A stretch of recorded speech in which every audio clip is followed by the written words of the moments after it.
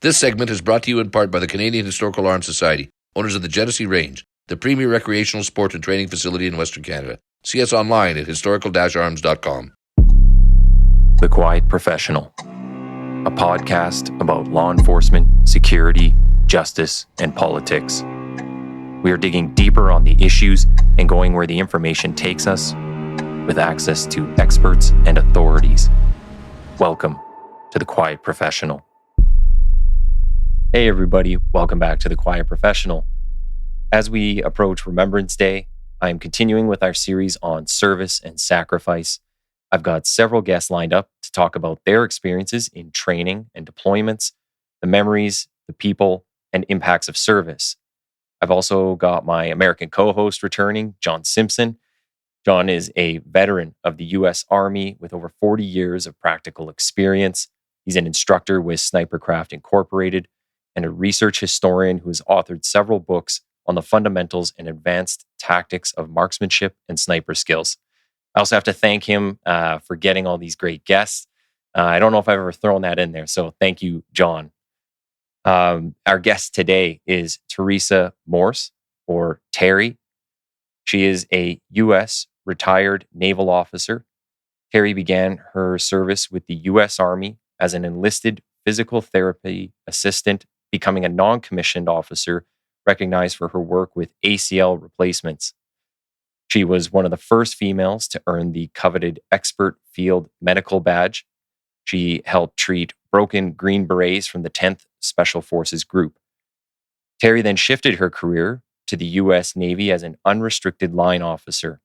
As an executive officer of an all-male Naval Sea Lift Command, she received a direct commission as a naval officer at a time of great concern for the treatment of female military personnel. Tere was selected to lead multinational teams with members from the US, Turkey, Spain, and the UK. After retiring from the military, she continued her career in the healthcare industry. She has her doctorate in healthcare management and a master of business management. And last but not least, she taught John how to walk again after he fractured his femur. So I learned more about John from the guest than from himself. So I appreciate that. So welcome, Tere. Thank you. Yeah, no, I hope I covered everything there in the bio. If I got anything wrong, let me know. But it's very impressive, all the stuff you've done. So Thank you. I think it'll be a really good discussion today. And we'll kind of start where we usually start on these, is just talking a bit about you. So if you could just run us through where you're from, how you decided to get into service, and a little bit about your journey in between.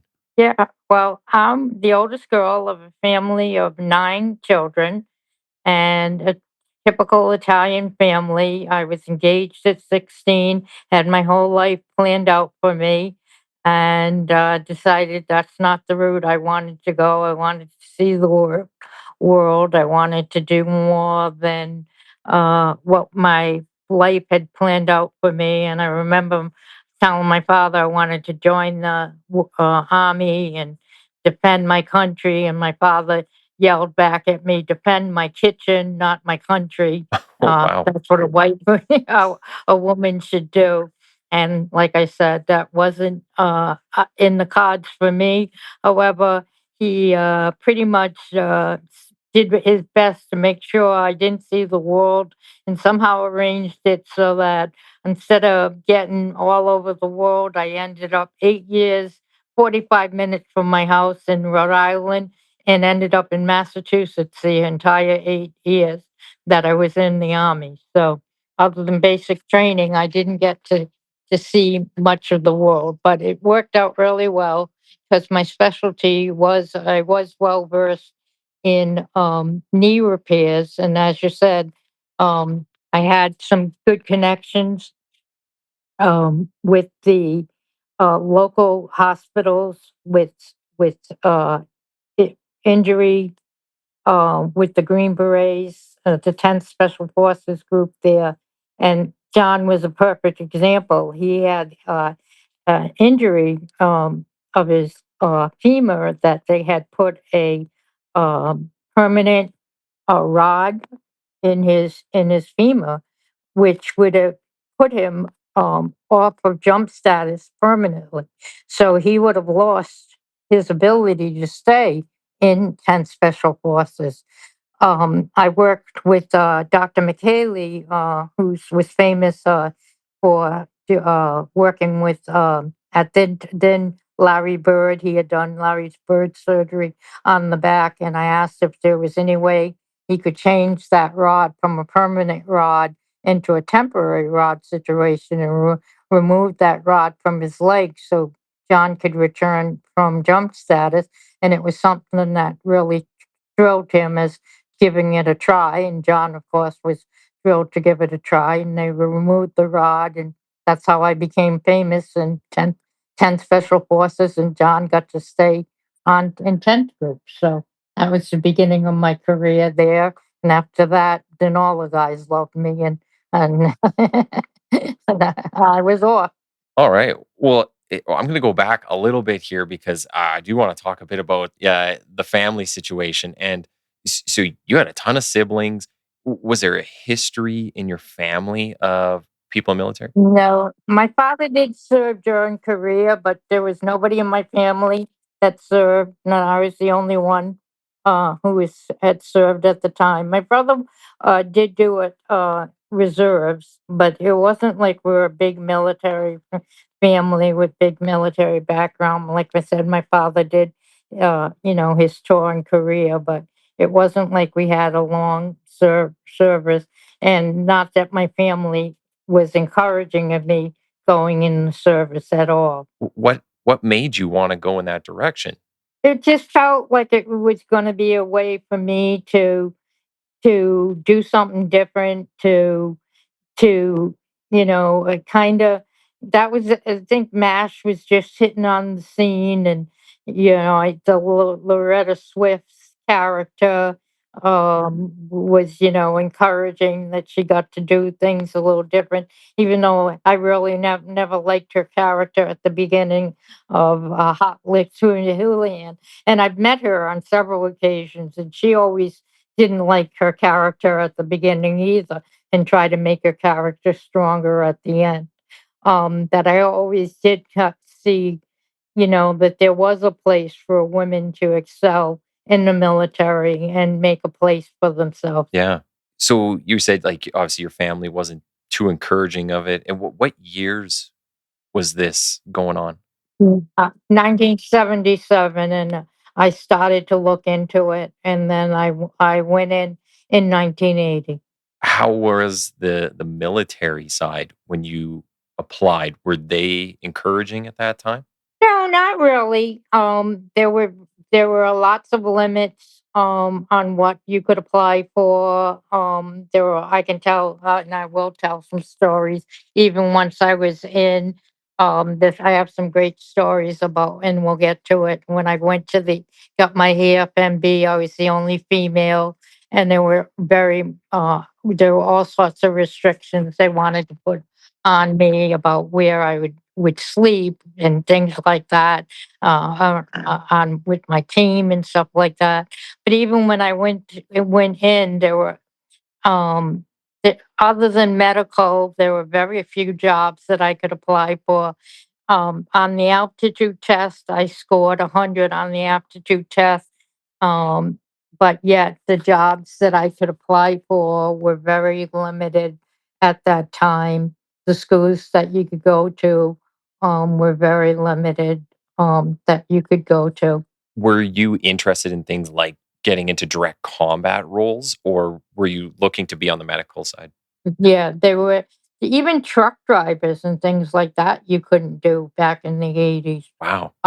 The academies, a lot of the academies you couldn't get into, things like that. Can you kind of walk us through, like, when you say, "Hey, I'm going to apply to the military"? What did your family think? What did they say? And I mean, right, and when you applied, actually, were you were married at this time? No, I was engaged to a nice Italian boy, and he expected me to have 9 children as well. He kept saying, the reason he was marrying me because he thought he wanted me to have 9 children, like my mother did, and stuff like that. he was 10 years older than me, and he had, like I said, my whole family had my whole life planned out for me. And so, so I had, broken off the engagement and planned to go into the service.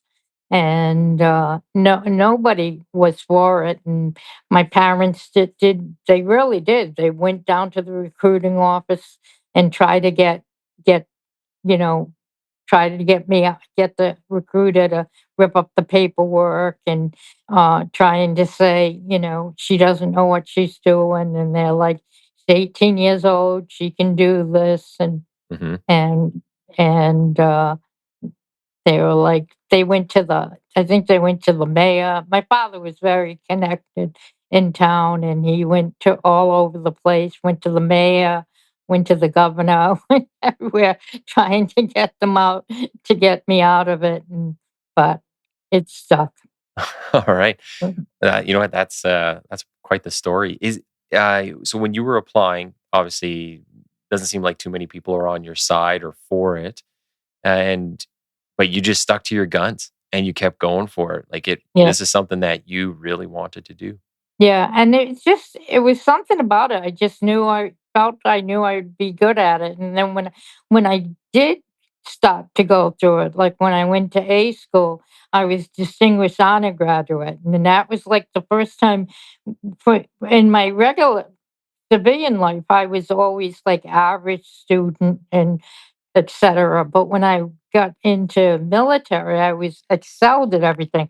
I scored 300 on my fitness exams. I was distinguished honor graduate, and I don't know what was pushing me or why I was succeeding so well, but there was something that was just making me want to succeed at everything I was doing, and I was doing so well at it.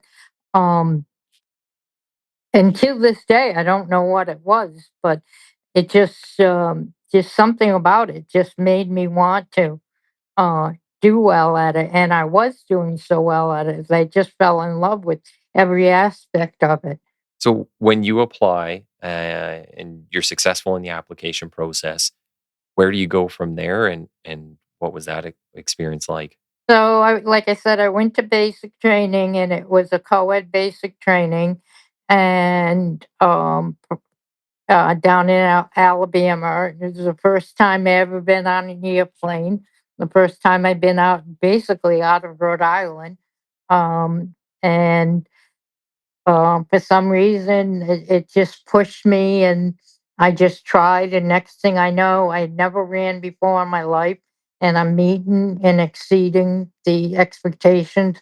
Next thing I know, I'm doing 40 push-ups. I don't know how, which was the max for a female, and I'm doing 100 sit-ups. And then they tell me if I just get my speed up on my run, I'll be able to max out um the the get 300 and get max out the PT test. Fitness? yeah. Okay. And so I work on my speed, and next thing you know, I maxed out the exam. So Well, and you said it was co-ed as well, so there are other females there. yeah. What was that like with them? I imagine it'd be a tight knit group because there's not many of you, and you're getting treated a certain way. Yeah, it was more. It was. I had six sisters, so there was. It was, just sort of like that. It was just like, It was a lot of fun, and we had a lot of fun together. Um, I didn't find any hard times with it at the beginning. It wasn't any different for me. There were a lot of different, ethnic groups, but we lived in a very ethnic community. I had a lot of Hispanic and Black and um, Asian in my community, Hmm. so I didn't see that much of a difference that way. I did notice that for a lot of the girls, Caucasian girls, that they found that very difficult. Like there was one girl that befriended me. She was like, "How do you know how to talk to these girls?" I'm like, "What do you mean these girls?" And I'm just like, "Well, they talk so differently, like girls from Alabama and stuff. And I was like, I don't know, you just know and whatever. But I didn't have any of those problems because was brought up in a very diverse ethnic neighborhood. Yeah. So I didn't run into any of those problems. And then when I got into A group, A school, I made a real close knit group of friends and uh, got a very big study group and I was really into. I knew I wanted to be distinguished honor graduate and worked really hard right from there. And that was physical therapy school. So I worked really hard getting a good study group together, and that was all just working really hard, studying, working on making sure I was maxing out every exam I could. At this time, though, are you working toward something that they are saying you're allowed to? Like this is one of the areas where you're permitted to go at that time? Yes. So I'm just, like I said, it's just the same as any college that you went to or any high school, any college that you're working at trying to get good grades. You just sitting there and you get group of study kids together. And we just had a group of 8 kids that we just were working every night. We were making flashcards. We were studying. And we of course in the morning we were doing our PT, but I had gotten that all down pretty pat from basic, and then now in A school we're working on all the flashcards, and I had there were some E5s and E6 that used to be athletic trainers, Okay. but that didn't job description wasn't going to hold up anymore, so they had to go to be physical therapy assistants if they wanted to keep that job. Mhm. That was the new job. So they were coming back to A school to be physical therapy assistants. So they had all the background in the military stuff, and I had all the background in anatomy and physiology and stuff because I had taken advanced classes in high school. So I was helping them with the anatomy and Yeah. physiology, and they were helping me with the military stuff, and we worked on that together. And that was our study group. You're, I think out of force of habit, you're using the Navy term because you in the Army you were going to Advanced Individual Training or AIT. Oh, Uh, and A school is the name. You're, the neighbor. yeah, Okay. you're a fully indoctrinated squid. There was where was AI? If I could ask, where was AIT for physical therapists? That was in San Antonio. That was at Fort Sam Houston in San Antonio. So you're doing quite a bit of traveling then. Yeah, Like this, you're really getting to see the country now. now I am. Yeah. When you're going through this basic, is this the first time that you're shooting firearms? Is like a lot of these experiences are a first for you? Yeah. Oh, a lot of those things, but somehow it's just amazing. I All these things are first for me, but yet somehow I'm exceeding at all of them. The first time I shot a firearm and doing an M16, and I became an expert on any weapon, even a hand grenade. I became not just the expert. What, John? Now I'm forgetting my ranks. But what's the highest for the M16? It's yeah, it's expert. So go It is expert. expert sharpshooter, and the lowest is marksman. Yeah. So I reached expert for both hand grenade and for the M16. So you're just like overall, you're like a moldable person, right? Yeah. They put you in front of something and you're like, yeah, I can pick that up and I can learn it and then I do it. Yeah, Yeah. that's pretty cool. So what else, what other things were you kind of coming across for the first time while you're in there? Like you're meeting a lot of different people. Anything that surprises you about just the structure of the program altogether? Maybe even all the yelling, you getting yelled at a ton? Well, being from an Italian family, the drill sergeants were no worse than the Sicilian father Yeah. for getting yelled at. I'll tell you, it wasn't that bad. Plus, this was the first time I went in the first time they ever did co-ed. This was the first co-ed. So they really did sort of take it kind of easy because we had a male drill sergeant, and I don't think he really figured out how to address females. So Yeah. it was really it was really a little bit on the easy side. John, maybe you might be able to kind of say when this history started, but when did they start incorporating females more into combat roles? The combat role thing basically happened. They started looking into it in the Clinton administration. Oh, wow, that early or recent, I should say. Yeah, but it took a long time. The opening up of combat arms roles to women happened during like the Obama administration.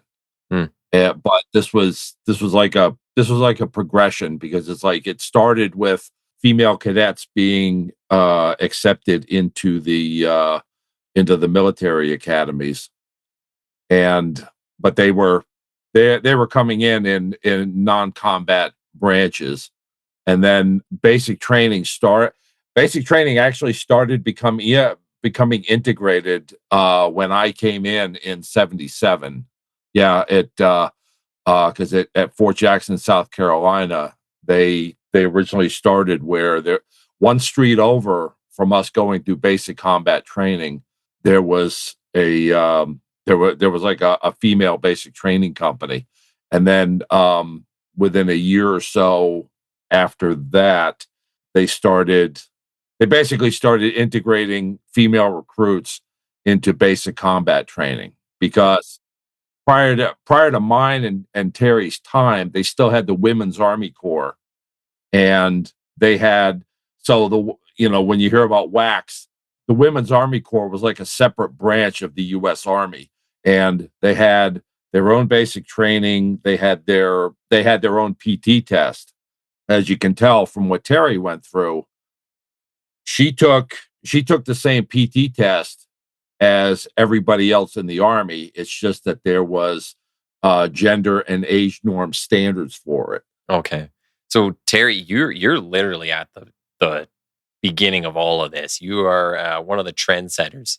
Yes, very much so. Did that, when you're going through all of that stuff, does that kind of dawn on you? Is that something that you even think about at that time? Well, it certainly did as I was getting out of the and starting to practice. Like I said, I'll tell you the story now of when I Yeah. became the first female to get the expert field medical badge. So I went out for the badge, and it starts with an actual test, and about 300 people tested for it, and only 100 passed the written test. And I was one of the people that passed the written test. So now the 100 people get to go out in the field, and I'm the only female that gets to go out to the field. And they decide they're going to let me go. But first, they had to decide they were going to let me take the test because they didn't understand why I would be eligible for it, but they decide to see if they're going to do it, and they decide to let me go through with that. And I passed the test, and they didn't think that would happen, but I did. So now they decide to let me go out there. And when you go out and when you go through the test, you're in a team of 6 people. So I have my team all made up before I go, and they happen to be 5 10 Special Forces guys that I had pre-planned to go out there with them. In your team, you sleep together all out on what is South Post, which is basically an open campground, and you sleep in tents together. And you study at night and you practice at night together. So I had my team, and I had every plans on being with my team out there together. And the commanding officer said, "Oh no, we're going to put you out on South Post in a tent by yourself with 100 guys off by yourself." Hmm. I'm like, "No, you're not." I said, "First of all, I need to be with my team. But how safe am I going to be by myself with 100 guys? I don't think that's the safest environment to be in to begin with. And I said, I'm not going for that. And they said, well, then you're not going out there. And I said, no. So I went, I protested, I did whatever I could. And I said, I have to be with my team. So I worked and worked on it. And they came up with this brilliant idea that if my husband wrote a note that it was okay for me to be with these guys, I was married now. Hmm. If my husband wrote a note that it was okay for me to be with these guys, that they would approve, that they would let me sleep with my team. So my husband literally wrote a note. I wish today that somehow got to keep it to the commanding officer that he gives me permission to sleep with. And he literally wrote it that way. I give him a permission for my wife to sleep with X, X, X, X, and X from the 10th Special Forces on these dates. That would be something to keep. I Yeah. mean, that would be in a museum somewhere. Yeah, I wish it was. But yes, so I had to get permission from my husband to sleep with 5 men in order to get the EFMB. I like the way you wrote it. I mean, that's just funny how it sounds. So, okay, so you're out there, you're doing this thing now. What's the whole process like for you? And do you start? Yeah, you said you never left a certain area of the U.S., so I'm guessing you never were deployed. Is that the proper terminology? When I was in the Army, I was never deployed. Yeah. When I was in the Navy, that was different. In the Navy, I was deployed several times, Okay. but not in the Army. So for the EFMB, you're out there for 2 weeks. There's all sorts of different tests that you have to take. There's like physical tests, mental tests, and it ends with a 12-mile rucksack that you have to take, and you have to be fully geared down. And I weighed all of about 108 pounds, and I'm not exaggerating. I think with all the gear, I weighed now probably 150 pounds because the gear was probably about twice my weight. Hmm. But I made it just barely. And then we got to the end of the march, and that's the final challenge of the thing. And so when you get to the end, at the end of the march, if you make it, you get the the badge pinned on you. So they take the backings off of it and they slam the badge onto your chest, kind of like the airborne ribbons, and they Yeah. bang it right into your chest. And the guys are all lined up. At the end of it, 100 people went out for it. Well, technically, 300 people went out for it. 12 got the badge. Um, Wow. and they're all lined up, all 11 guys and myself, the 12th, the only female. And the commanding officer comes down and slam and slam and slam. And then he hands it to me like this. And he refused to slam it onto my chest. Yeah, it's an incredibly difficult test. She's glossing over a lot of the stuff because it's like, yeah, there was a written test.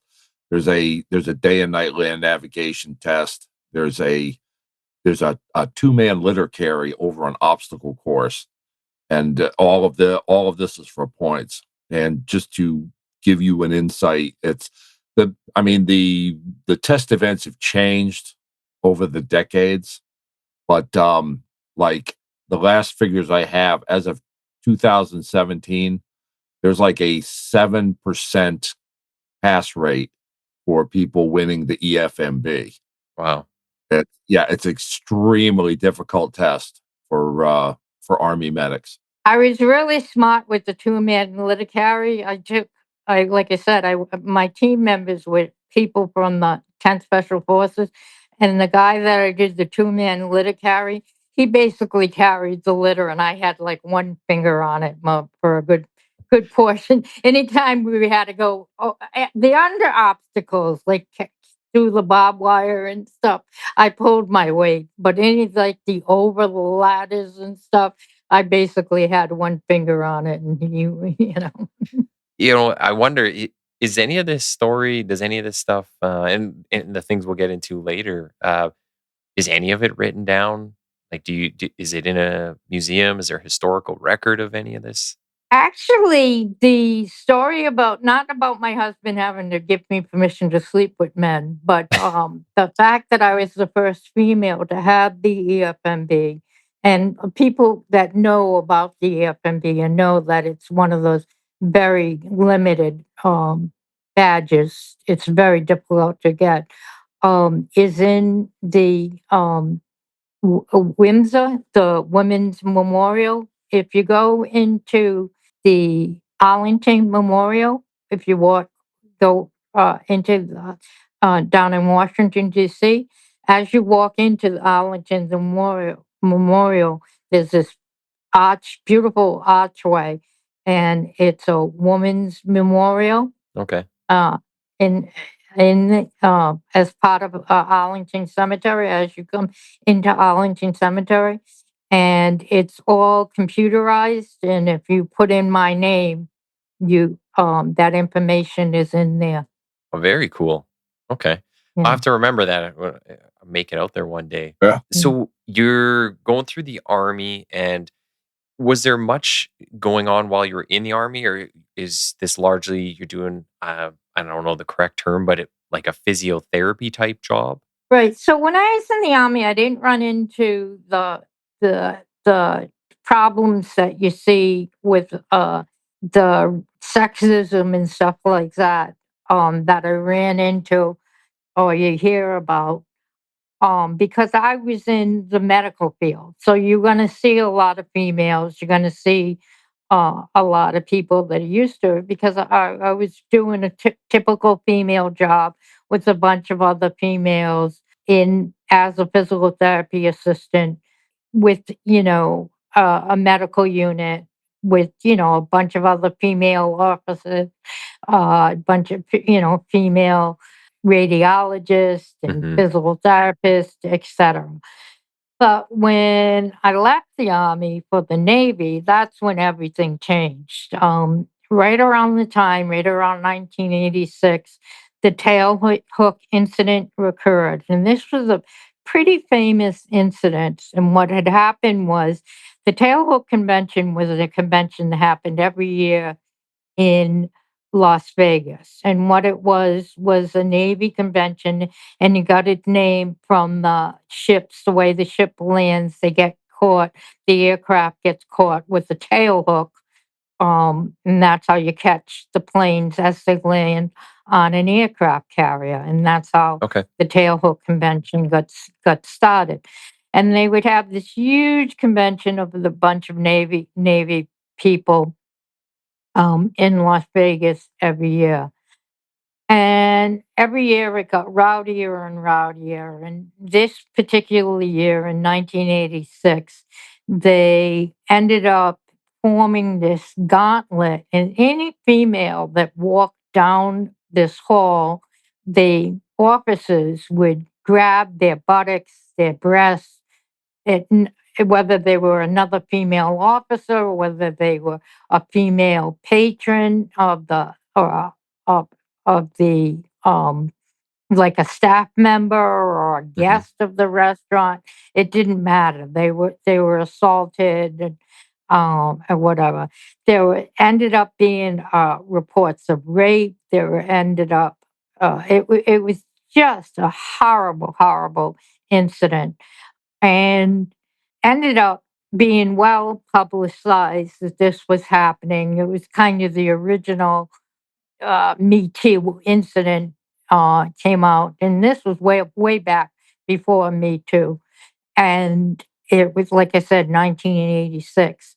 Had congressional hearings on it, and the the consensus was it was just boys being boys, Really? Wow. and that didn't go over really well. So, and admirals were there, top Navy brass secretary of the Navy was there, all sorts of people were there, and this whole boys being boys the Congress and senators said this isn't going to fly. We got to do something about this. Were you when you were at the conference? Like, were you subjected to this No, stuff too? I wasn't at the conference. Okay. This happened before I was even in the Navy. So the senators and the congressmen got together, had hearings about this, and they said something's got to be done. And they came up with this wild plan that the reason that this happened was that there just weren't enough females in the Navy for the naval men to understand how to work with females. That was their grant. 25-page report later, 25-book report later. I'm sorry. Wow. That was their grand conclusion.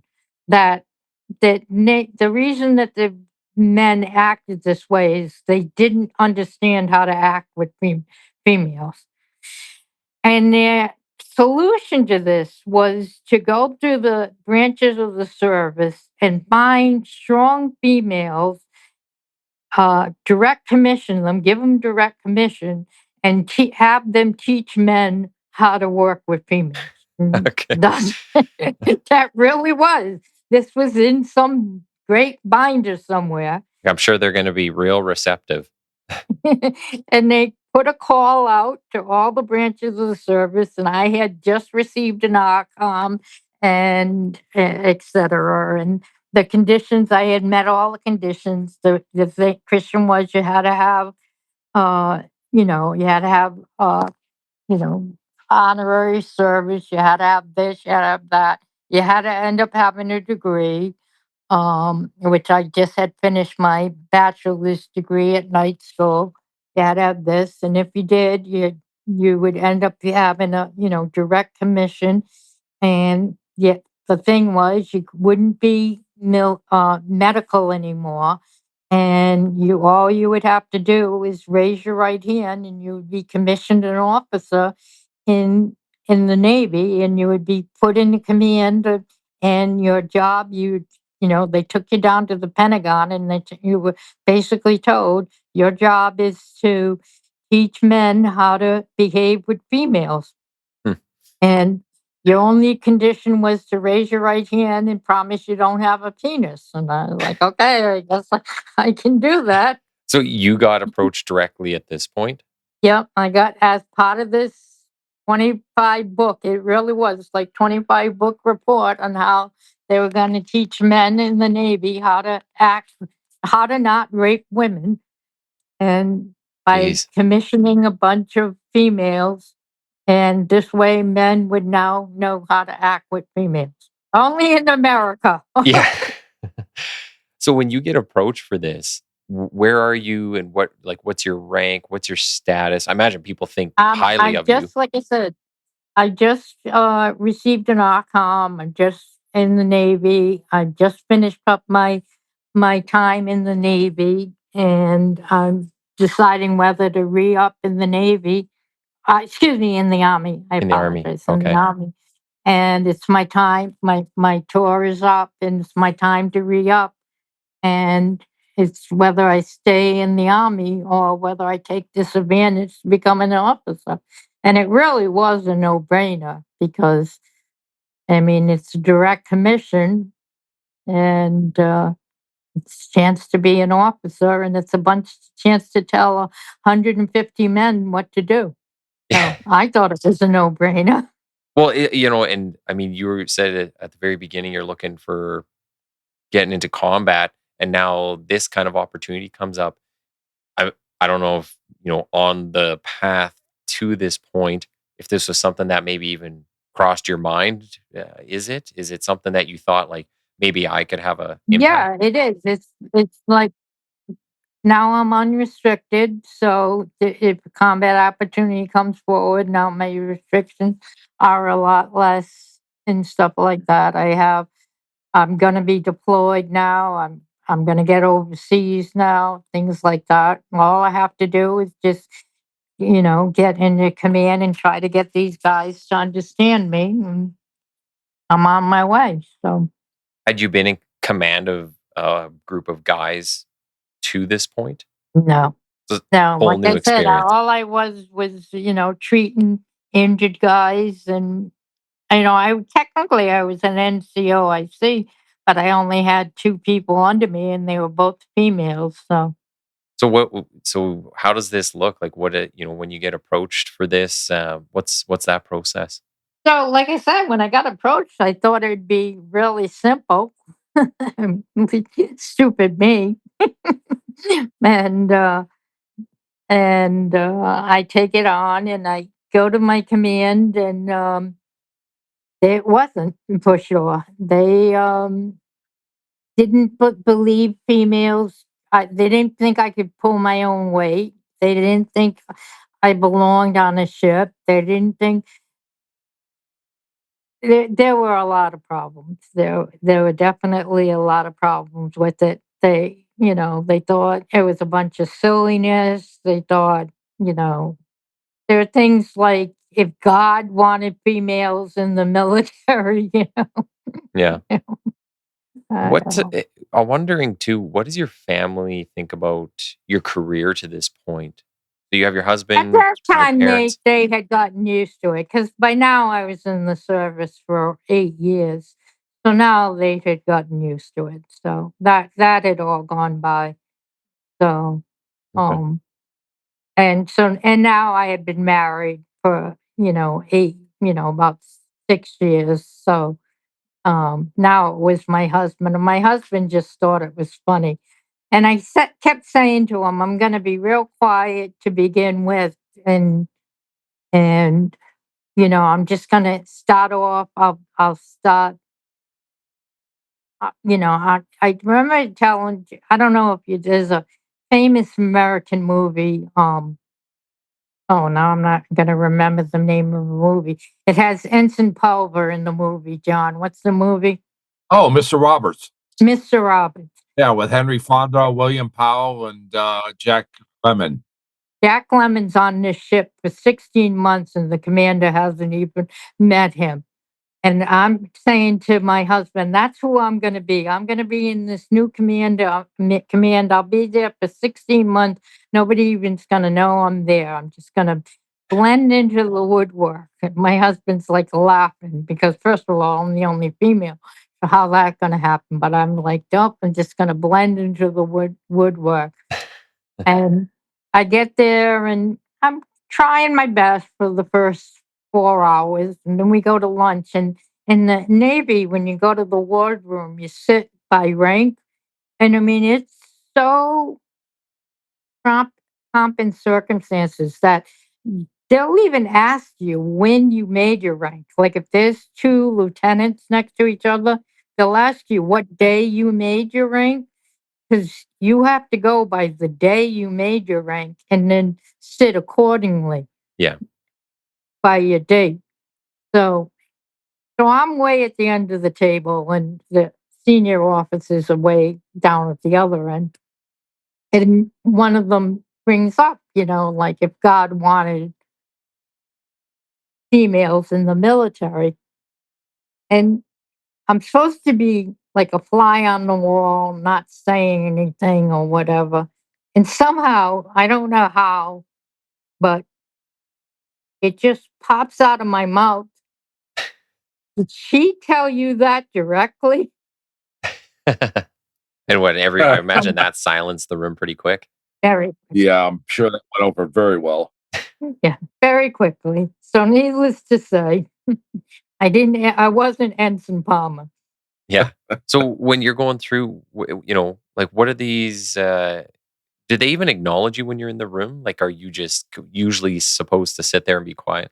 I did one thing right. I didn't try to impress the officers that were above me because they weren't, they weren't going to change. And the senior officers that weren't going to change were just going to be vetted out in time. They weren't going to make rank, and they were going to lose them. And being a Mustang, which means I was enlisted and then became an officer, I knew I had to win over the enlisted. So I took the senior most enlisted boast to me, and he was an old crony. I mean, true old Popeye the Sailor. bosun mate. He's been handling lines. He was old enough to be my father. He'd been handling lines for as long as I'd been alive. And I took him, behind closed doors, and I gave him permission to speak freely. And he said, look at you. He said, why would I take orders from somebody like you? He said, you can't even lift a line. Never mind tell me how to handle a line. Mm. And I was like, I said, well, first of all, you don't know what I can handle. And I said, that's ridiculous. I said, you know what? I'll challenge you right now. I said, if you can do more push ups than I can, then you have a right to complain. And said, but if I can beat you in a push up contest, then you have to forever listen to me. And he laughed because he just looked at me and just assumed. And I knew right then and there that if he did 50 push ups, I was doing 60. If he did 60, I was doing 70. I didn't care. Right. But he looked at me and he only did 30. Well, I was doing 40 anyways at that time. So I knocked out 40. And the thing I did right was I made him go first. Because, Hmm. like I said, whatever he did, I was going to do more. So I made him go first, and he only did 30. So I pushed out 40. And then he said, okay, I got to hand it to you. And from after that, and after that, too, after he did them, I said, you can always talk to me. If you ever have a problem, you can always talk to me behind closed doors freely. But in front of anybody else, you always got to show me respect. And Yeah. that was it. We made friends from the beginning. And I can tell you truthfully, when I first came, my first day there, everybody wanted to shoot me for sure. But my last day there, every one of those enlisted guys would have taken a bullet for me. Yeah. Very cool. And I imagine at this time going through, like, you're pretty much on your own. You don't have all the stuff we have nowadays, like human rights tribunals and HR departments and all that stuff that are gonna take your story and kind of run with it, right? Like you're literally on your own. I was very much. But another real good thing I did too was I was like responsible for uh, readiness reports, like evaluations and stuff for good portions of the guys. And I put a lot of energy into that. I like made sure, like for those enlisted guys, they never had anybody that put, and they said that to me. All of them said that to me, that they never had anybody that put so much attention and so much time and energy.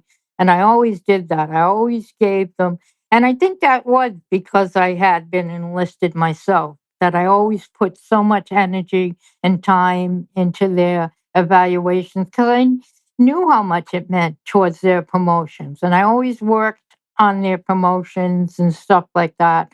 And I always saw where promotions were going. So I always like, work on these points, get that. I helped them get college credits because I saw where that was going. So I helped them get like online credits and stuff like that. That's interesting that you mention a lot of that because for myself, like I'm newly promoted sergeant in our police service, and that's one of the things I started doing right off the bat. With some of the guys on the team, and was just starting off with those performance evaluations. The name of it's slipping my mind right now, but they also change it all the time. But it's very important that you show that you care about other people and you're willing to invest your time into them. And I think also if you can be relatable, so like you're saying, you had some sort of background experience that you could then use in this situation. So, you're drawing from that. And it's like, it doesn't have to be the exact same experience, but just similar enough that they see, okay, this person gets it. And that's kind of Mm. what's coming through here. Like, I think that's a big part of your leadership style, if I'm correct in saying that? You put the energy into it. Like they're giving time, they're giving their time, they're giving their service, taking their time away from their family. And, it means something for them to get promoted. Give something of your time that they can do that. Show that you care that they get promoted. don't just go to a book and take a draft of, use the same letter of recommendation for everybody. Just do something personal, shows your time, Hmm. and it makes a difference. So while you're going through on the Navy side, did you ever run into anything kind of like uh, this tailhook convention, like any scenarios such as that? I never ran into anybody personally attacking me or, physically assaulting me. I never had that. Fortunately, that happened. But I certainly ran into plenty of times where, you know, yeah, that I shouldn't have been in the service, that I shouldn't, I'm taking the place of a man, that, this job shouldn't be held by a woman. Plenty of times people were definitely didn't believe that I should be. Um, especially, during the first Gulf War. I had just had a baby. When with the first Gulf War was going on, I got sent to Bayonne, New Jersey, and I was supposed to get sent to Afghanistan, and um, I was all set to go to Afghanistan, and they sent me to Bayonne, New Jersey instead, and somebody said, "Oh, you got sent to Bayonne because you had a baby." I was like, "No, I got sent because that's where my unit sent me," you know. Mm. And they were like, "Oh, well, isn't it strange that the guy got sent to Bayonne? I mean, get sent to Afghanistan, and you got sent to Bayonne." If you are you talking about the first Gulf War? This was the first Gulf War. Okay, yeah, because that was in Iraq. Oh yeah, I'm sorry. So not Afghanistan, I'm but sorry, I'm Iraq. getting Yeah, Yeah. Iraq. I'm sorry. I'm getting my places confused. I know I was Bayonne, and then he got to Iraq, and I was like, yeah. Mm. I got sent where I got sent, and they were like, "Oh, it's because you were a female." I was like, "No, it's just the way we got deployed." Did did you ever run into a time where you felt like quitting? Like, did you experience any sort of either it's discrimination or just people not willing to work with you? Like, does it get to a point where it's so tough that you actually consider that or ever had that experience? I came close. I mean, I never thought of quitting because that's not something you can do in the military. You can't just say I quit. That's Mm. not really an option.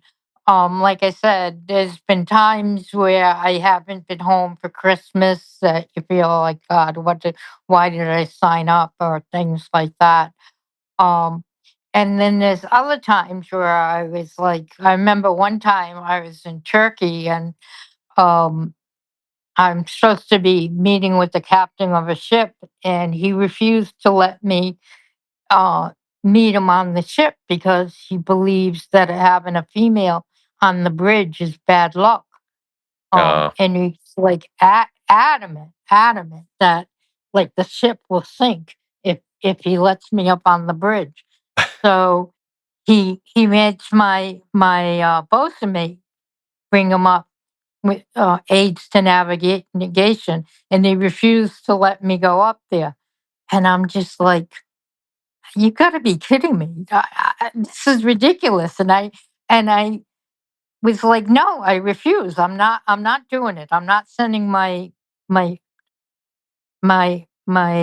bosun mate up there. And he's like, I will have your, he didn't have nice words to say. If you step, I refuse to let you step on my bow. And mm. it almost became an international incident because I wasn't backing down, he wasn't backing down, and I was like, I'm not backing down, and I had to back down because I almost was fired, let's say, Yeah. because I They don't need to end up in a jail cell on the ship or something. yeah, but yeah. But that was the closest I came to. It got, like I said, I couldn't quit, but I almost got myself arrested because I was so angry about it. I was just like, because it was superstition and it just Mhm. aggravated me so much. Did you find did you have any allies in all this? Did you have any people that like any males that were very supportive or pushing you ahead? Yeah, and this is where I was saying I had like a commanding officer that you could see, like when I made that comment about did she tell you?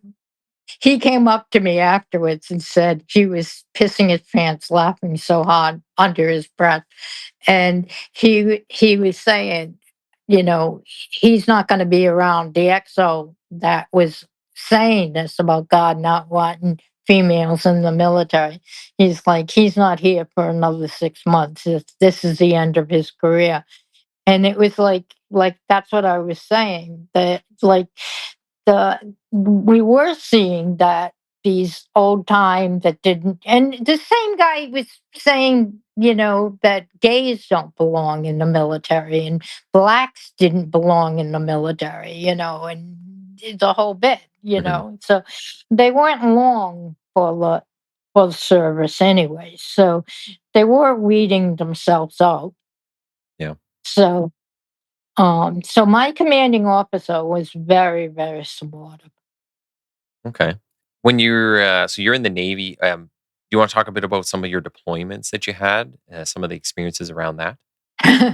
Well, my first one was very, very nice. I ended up being deployed to London. And unfortunately, they didn't have any housing for female officers where they deployed me. So they ended up putting me up in a private home with a chef, chauffeur, and a maid, all at my disposal. So, so my would take a chauffeured limo to work in the morning, and I had at my disposal one weekend, and it was a Rolls Royce limousine, and they put fresh flowers in the vase that's in the limousine. And my commanding officer was staying at these broken down barracks instead. And like I said, luckily he was a very nice guy. But the XO, the one that ended up not lasting too long, was furious and tried everything he could to get in the house and get me in his room in the barracks. But they said no. I gotta ask, John, you ever stay anywhere and get a limo ride while you were in the army? No, You didn't get never. fresh roses and waiting for you on your bed? Yeah, I missed out. I missed out on the fresh flowers, and you know, it's like I That was by far was the best deployment ever. They had every day they had tea for me and little sandwiches at 3 o'clock. But I never made it home for them. But if was home on the weekend, they had them, and they're like, we have them here for you every day. I'm like, please stop doing that. I'm not going to be able to come home at 3 for tea time. yeah I think the Marino family connections extended over the Atlantic Ocean. So How long was this deployment? That was for 9 months. So you had all of that for 9 months? Yeah. Wow. You're like, "Finally, something going right." Yeah. So what were you doing over there for 9 months? That was we're just loading, unloading ship. That was part of the military sea lift command, and that was just getting ready for something. I forgot which war that was, but one of them. And, okay. And so what other things, were you able to deploy on? So, like, you're starting to see the world now. You're really getting out there. Yeah, that was then I did a short one in Rota, Spain. I did some in Turkey, but I never did any. I was never deployed to a war zone. I never went to. I was always in the areas that were deploying to the war zone. I never went into a combat zone, and so I never was deployed to a combat zone. I was always deployed to areas that were, the you know the areas that were used for the pickups for the stuff that were going to combat zone, but never in a combat zone itself. So are your roles largely logistics, like where you're getting Yes, deployed? it was all logistics. Yep. Okay. Is there one that's the most memorable outside of maybe the London one? Is there anything in particular that stands out? No, London was by far the most memorable. It definitely sounds like one of the better deployments that you could possibly go on. When you start going overseas, how are you communicating back home, and how frequent is that? I wasn't restricted at all with my communication. So I had just regular communications, with regular phone calls. I wasn't one of the big people about calling all the time. I never was into that. I never felt like I had to. So, usually on the weekend I give a phone call. But that wasn't a big part for me, uh, communicating. Did your, I guess your dad in particular, but your family, did they ever kind of warm up to this idea and go, okay, you know what, like we were wrong. This was a path that you should have gone on in the first place. Do you ever see like a change in their attitude in that way? Not my dad so much, but my uncle was in the service, in the Navy as well. And I'll never forget when I was home for a weekend and I had to go to a thing down at Newport Naval Base. And so I was in full dress uniform. Um and I stopped by at my mom's house in the full dress uniform, and he happened to be there. And him seeing me in full dress uniform, uh, he started to cry. It was so amazing, and he stood up and saluted me and was crying, and it was just so special. So that was my dad's brother. Okay. So yeah. How long do you end up staying in the Navy for? So I ended up in 12 years, and then I ended up getting injured on my last. I did London twice, and my second time in London. After that first time, I seen if I could go back in the same circumstances, and I could. So I went back, but the second time I got injured, and I ended up getting medevac back to the U.S. And then it took 5 years. I kept trying to get back, stay on. I would still be in if they let me. But because of the medication I was on, I had a traumatic brain injury and I have to take seizure medicine. And because of that, they wouldn't allow me to stay in. Was this an injury from work? Yeah, Are you able to talk about that at all? I don't like to. Okay. All good. When you're out there, can you just talk a bit about the life, like when you're on a ship, what that was like, as you're kind of trekking across the oceans and stuff? What was it? What was daily life like in those days? Yeah, interesting enough, did a couple of special mission ships, but never really was on ship. My job was arranging what went onto ships, loading and unloading ships, but never did a mission on a ship itself. Now, I rode on the Constitution 3 or 4 times. I was in charge of the tall ships coming in and out of Boston a couple of times. So I've ridden on tall ships, like Mhm. on glamorous tours like that, but never like cross ocean tours in the Navy like you would think. Okay. So, as you said, more logistics, more loading the ships and unloading the ships than riding on them. Did you have any experiences working with other militaries or navies or people from other countries that kind of stand out for you? Like I said, Turkey did for sure. So I worked with the Greek Navy.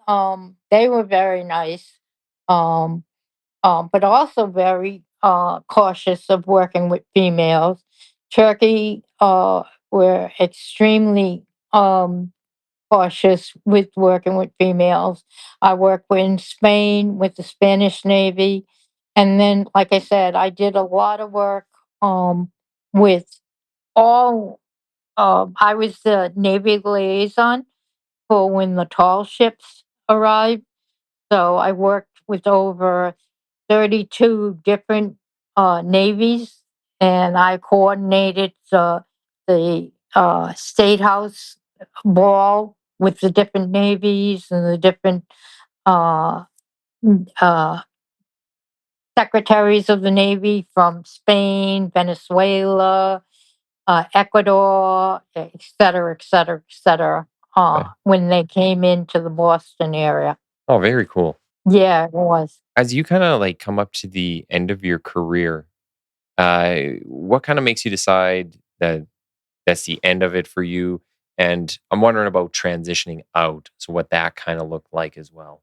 Yeah, for me, my ended career was devastating. I fought for 5 years to stay in, trying everything I could to let them try to get to stay in. I was on what they call medical leave, and I went down Washington D.C. fighting with them to let me stay in to try to get me off the medicine and trying to get off the medicine.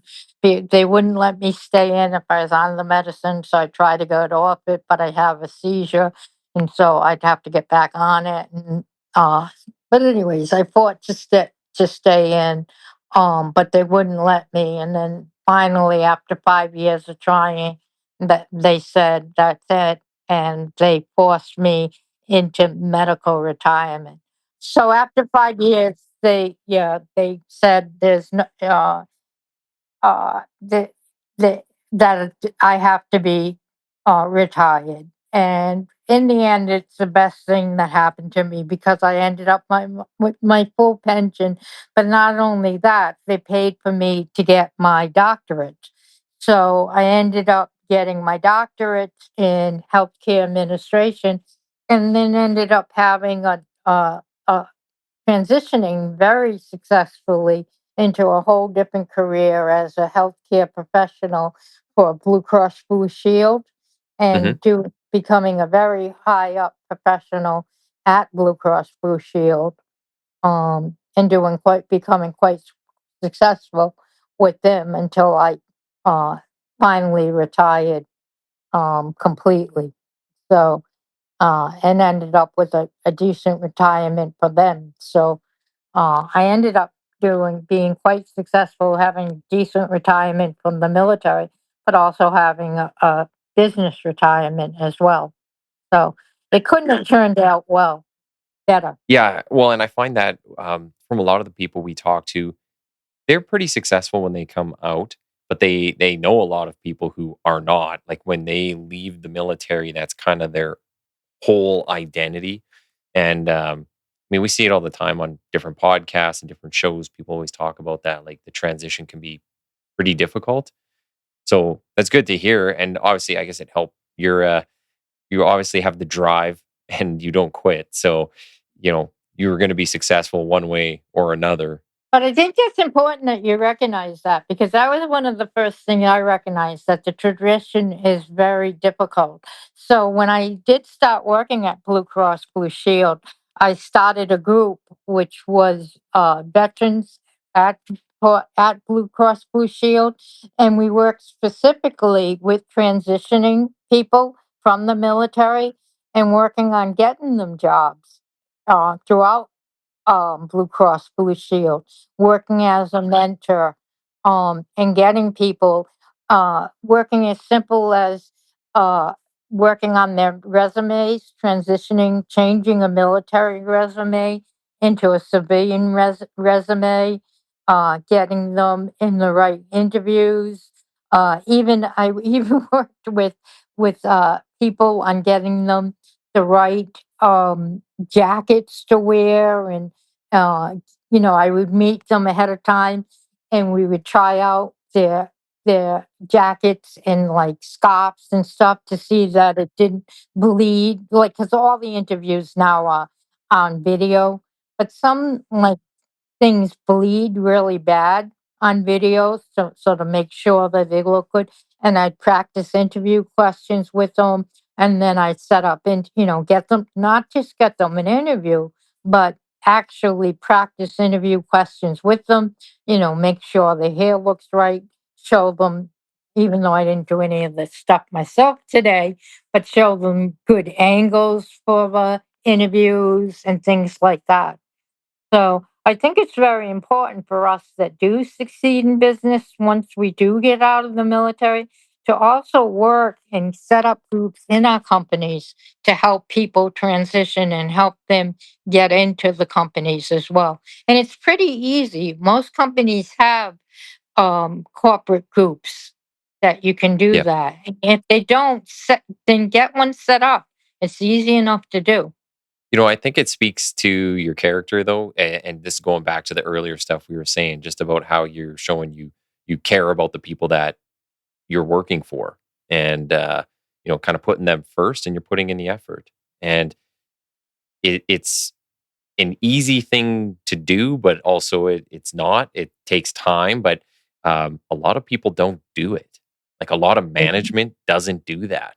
So, I say on behalf of those people, probably thank you for doing that, and that's a big part of the service too. Even on the outside of the military or the Navy, making sure that you continue to take care of people. So, we're just kind of coming up to the end of our time. I just wanted to ask, like, what are you doing right now, and how is life treating you right now? Pretty good. I'm retired now, and I have my first grandchild, so I'm enjoying my time with her. I get to babysit her 2 to 3 days a week, and that's mainly my focus. I play a lot of poker. That's my first love. So, um, Are we going to see on like the Poker Stars no, on the sports channel? I do a lot of. I've been doing a lot of local tournaments. I've been doing pretty good for myself, so that's good. And that's about it. Very cool. Well, unless I'm missing something, and John, feel free to jump in. Is there anything you think we didn't talk about, Terry, or uh, we should have got to? No, I do want to make it clear that I still think, even though there's still some struggles for women in the military, compared to when I came in, where you were extremely limited, almost all the fields are open now. And I truly think that if you're a woman that's looking to make a difference, that there's every chance in the military now for a female to make a difference. And if you're looking to do something that's different and to change your life, I think the military is the way to go. And I would highly recommend it to any woman out there. Very cool. I agree. I think you did a very good job speaking to those parts, and I want to say thank you for your time and your service. Thank you. And I just wanted to take this opportunity to thank you publicly for everything you did for me. And keeping me on active duty, getting me back on jump status, and teaching me how to walk again. There's no way that I can ever thank you for that. So I wanted to publicly thank you. For anybody that's ever read my first book, The Sniper's Notebook, Tere and her boss at the time, Joan Beebe, are two of the people in the acknowledgement section that made it all possible. Because if it wasn't for Tere, I wouldn't have been able to stay in. There would have been no going to Fort Bragg, no meeting my wife, no becoming a sniper instructor, on and on and on. So thank you so much. You're welcome. It was a pleasure. Hey, everyone. Thanks for listening in and following along with the discussions. Be sure to click the follow or subscribe button on your respective listening platform. Also, check out the Quiet Professional on X and Instagram under TQP780. And most importantly, please share where you can. Everyone has a part to play in getting these education and information pieces out there, so pass it along. Thanks again.